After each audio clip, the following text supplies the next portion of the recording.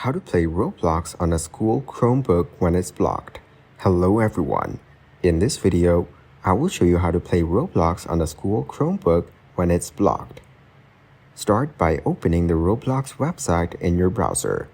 Then log into your account and select any game, then click on it. Now, click the play button to start the game. If Roblox is still blocked, try using a VPN extension from the Chrome Web Store or a cloud gaming service like now.gg. Once it's working, you can explore and play more games the same way. Thank you guys for watching this video. Hope you got some value. Make sure to like the video and subscribe to the channel to get notified of new videos. See you in the next one.